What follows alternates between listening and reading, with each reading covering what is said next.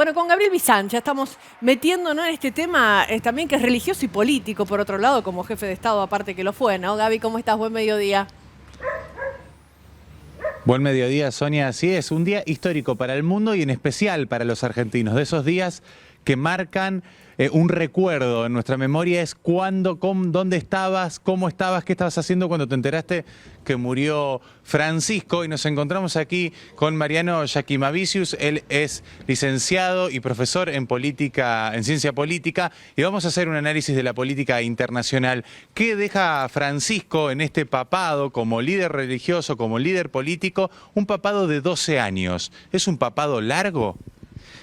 Bueno, si uno lo mira en términos de los tiempos de la Iglesia, que es una institución con 2000 años de experiencia, tendríamos que decir que no es necesariamente un papado largo, tampoco uno corto. Ha habido papados muy cortos y muy significativos desde el punto de vista de las reformas, como fue el papado de Juan XXIII, pero me parece que hay varias cuestiones que habría que señalar respecto del pontificado de Francisco. Uno de ellos tiene que ver con algunas bombas, literalmente, que le explotaron a su antecesora, Benedicto XVI, que tenía que ver con escándalos respecto del manejo de las cuentas vaticanas, y otro con respecto a los abusos sexuales en el ámbito de la Iglesia Católica. Yo creo que en ambos aspectos se logró avanzar, quizás no tanto como se conoce, pero se logró avanzar, y sí me queda algún resquemor respecto de la agenda que aparentemente es la agenda personal que tenía Jorge Mario Bergoglio cuando llegó al papado, que tenía que ver con instalar en el tope de la agenda pública el tema de la pobreza, un debate en serio sobre la pobreza y la justicia social. Y me da la sensación de que eso fue quedando desdibujado con el tiempo, independientemente de algunas presiones y algunas rémoras internas propias de la institución de la Iglesia Católica, pero sobre todo por el alto nivel de conflictividad política que fue adquiriendo el mundo. Porque tenemos un papa que empezó pidiendo por la pobreza, debatamos, discutamos en serio la pobreza, y terminó en el día de ayer pidiendo por la paz. Es decir que entiendo que la conflictividad global le fue comiendo esa agenda que él quiso instalar desde un primer momento. Claro. Hola Mariano, ¿cómo estás? Te saludamos aquí también desde el piso, con Guillermo, Fer y Sonia. ¿Cómo están? Bien, bien. Bueno, sí, hacías referencia a esto, ¿no? A cómo fue virando. De hecho, intervino mucho cuando se dieron las últimas guerras, ¿no? Marcó postura también desde allí.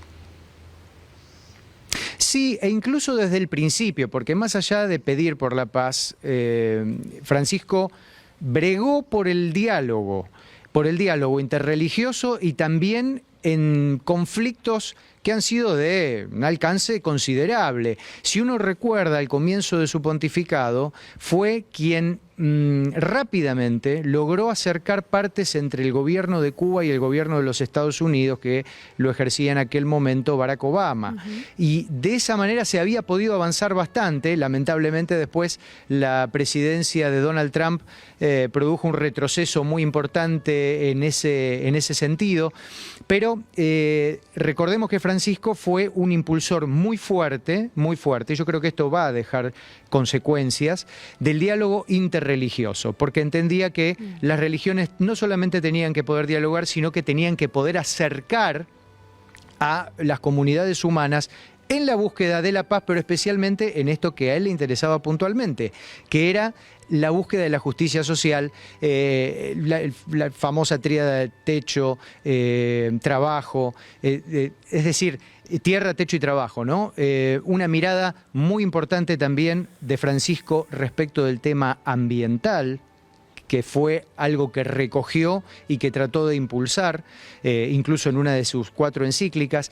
O sea que me parece que para poder evaluar con cabalidad el legado de Francisco como Papa, vamos a necesitar tiempo, que es algo a lo que la Iglesia está acostumbrada, pero que en esta época no estamos acostumbrados a lidiar con el tiempo para poder sopesar, ya sea decisiones, opiniones, miradas, etc. Mariano, y para adelante, ¿qué escenario imaginás? Bueno, mucho se va a hablar seguramente en breve del futuro cónclave, del perfil del nuevo Papa. Ahora, esa vocación reformista, transformadora del Papa Francisco, en algún momento se topó con la resistencia de parte del sistema.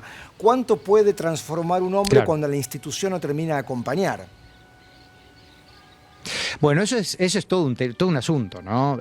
A ver, ¿cómo podríamos decirlo? La Iglesia, con sus 2000 años de experiencia, es una institución que podríamos decir tiene digestión lenta. Entonces hay cosas que llevan tiempo, por supuesto que lleva tiempo analizar el legado, lleva tiempo que germinen algunas semillas y va a llevar tiempo incluso que algunas cosas sean recortadas. Entonces, ¿qué imagino? A ver, en primer lugar, si hay algo que la Iglesia tiene absolutamente claro y manejado, es el proceso de circulación de sus propias élites.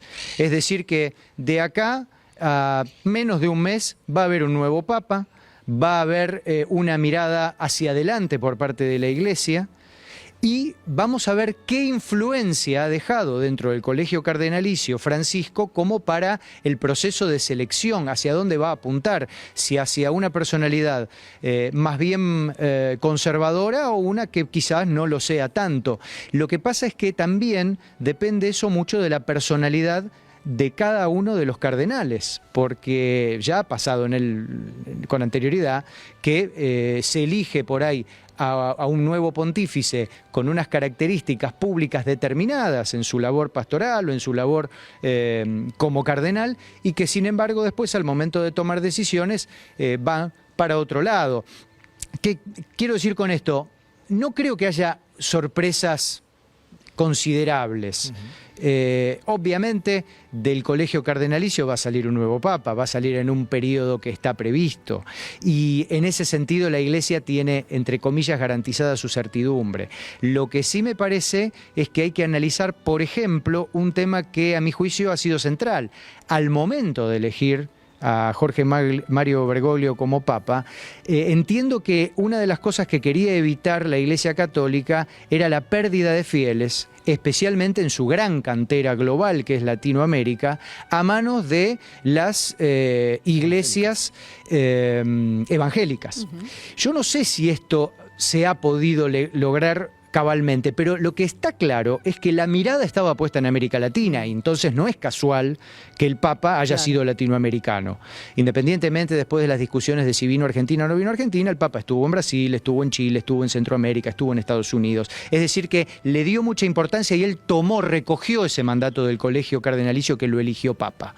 Entonces vamos a ver qué características y qué es lo que trasciende, que generalmente es poco o menos de lo que uno quisiera saber, del Colegio Cardenalicio que se va a tener que constituir en pocos días más, alrededor de 2 semanas. A propósito de eso, Mariano, charlamos hace un ratito con un colega amigo de Francisco y nos comentaba que gran parte de ese Colegio Cardenalicio está integrado por cardenales que de hecho toman ese cargo de cardenal por el propio Bergoglio, por el propio Francisco. Después, bueno, claro, no son Bergoglio. Ahora bien, pensando en eso que decías recién respecto de la polémica vino o no vino a Argentina, ¿qué lectura tenés de eso? ¿De por qué no lo ha hecho? ¿Porque ya bastaba con otra visita a otros países? ¿Qué lectura haces? Mira, todo Papa, todo, cualquiera, desde el momento en que es ungido Papa, deja de ser un ciudadano del país de procedencia. De hecho, Francisco, como quien lo suceda, va a ser jefe del Estado Vaticano y jefe de la Iglesia. Lo que no hay que perder de vista es que la importancia de lo que pasa hoy, lo mismo que la importancia de lo que va a pasar en pocas semanas más cuando se elija un nuevo sumo pontífice de la Iglesia Católica, es que lo que le da sentido a todo esto y lo que convierte en noticia a todo esto es que el Papa es el líder espiritual. Si uno lo quisiera ver desde un punto de vista no espiritual, podría decir también, sin temor a equivocarse, el líder ideológico de una comunidad de fieles de 1.400 millones de personas en el mundo. Claro. Esto es lo que le da sentido, tanto a la muerte de Bergoglio como a la próxima elección de un sucesor. Entonces, los papas ejercen un poder muy sutil. En la actualidad es muy sutil, antiguamente tenía otros componentes, más materiales quizá, pero hoy por hoy es muy sutil, que es el poder de la influencia. y la influencia que ejerce el Papa sobre una comunidad de fieles que incluye desde gente perfectamente común, como la persona que nos está mirando, como ustedes, como yo, también influye a jefes de Estado, a jefes de gobierno, a monarcas, a otros líderes religiosos, a administradores de todo tipo. Influye incluso sobre la cultura. Entonces, desde ese punto de vista, me parece que lo que hoy estamos viviendo claramente es una noticia, te diría más, yo creo que va a ser una de las 3, 4 o 5 noticias del año. Claro. Entonces, me parece que esto es lo que resignifica mucho todo lo que sucede y todo lo que va a suceder en los próximos días con la Iglesia Católica. Mariano, te agradecemos muchísimo el aporte también y la reflexión sobre este tema. Decíamos en un día histórico, la muerte de un papa y en nuestro caso, bueno, del papa argentino, como nos gustaba llamarlo a nosotros, más allá de que él dejaba de ser un poco argentino para ser un jefe de Estado ahí del Vaticano. Seguro, y perdón, porque al final me terminé escapando de la pregunta que vos me habías hecho respecto de la argentinidad del Papa, y me parece que el problema no lo tenía el Papa, el problema lo teníamos los argentinos, que tenemos una tendencia al argentocentrismo, ¿no? Y a mirarnos el ombligo quizá más de lo que deberíamos, pensando que el Papa cada vez que opinaba, hacía un guiño, miraba, recibía o hacía algún tipo de gesto, estaba queriendo decir algo a la política argentina. Y creo que el Papa estaba pensando en otros problemas mucho más complejos y mucho más abarcativos para la humanidad de lo que se le estaba exigiendo quizá desde la Argentina. Ahora sí. Bueno, muchísimas gracias por tu aporte en este mediodía. A ustedes. Bueno, con Mariano Giacchimavisi, un politólogo, allí con Gabriel Bizán también, trabajando sobre este tema, bueno, y analizando lo que implica e impacta la muerte del Papa Francisco en el día de hoy a nivel internacional. Así es, Sonia. Preguntas que quedan abiertas y bien decía Mariano, análisis que se vienen sobre lo que va a continuar en una institución que tiene certidumbre, pero bueno, hay que ver cómo continúa.